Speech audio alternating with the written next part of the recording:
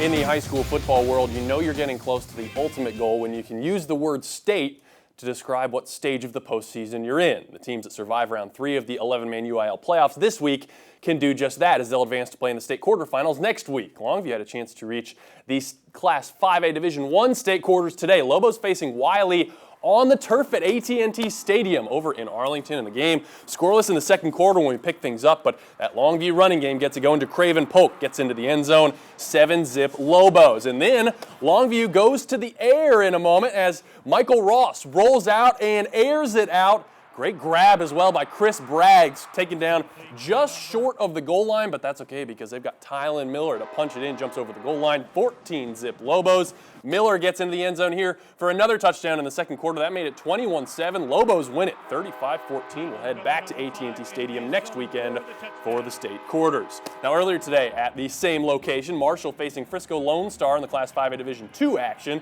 Marshall down 14-zip. Mavs trying to get some momentum here though as Jamiquay Smith-Hall strips the Lone Star player of the ball, and it's the Mavericks getting the turnover, but Marshall couldn't do anything with it.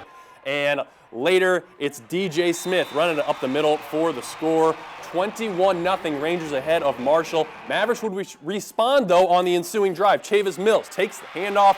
He cuts and finds plenty of room.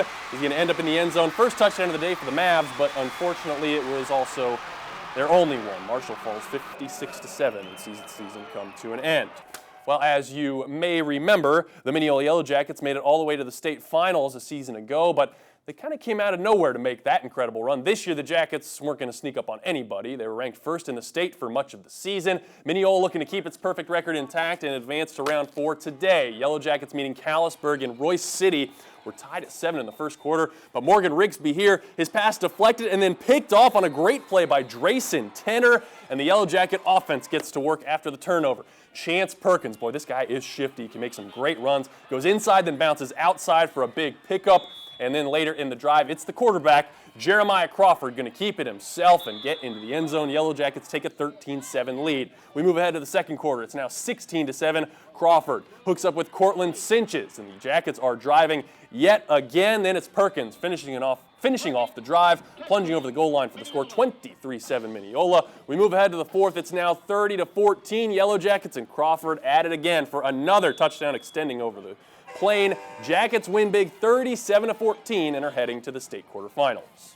We played a horrible game last week. We had to recover for that. We practiced all week this week, Thanksgiving and all. We were prepared for this game. It's awesome getting to the fourth round. Not many teams get this opportunity, and we're truly blessed to be here where we are right now. There are a lot of teams right now sitting at the house, and that's what I told them before the game. Hey, we're still playing. Let's keep playing after this week's over with, and well, we are. All right, big Class 2A tilt over at Rose Stadium in Tyler today. Beckville taking on Lovelady, and Lovelady trying to get things going here in the second half as it's Lee Holsey with pass to Jacob Jeffs for the pickup. But then later, Holsey on the keeper here is stuffed.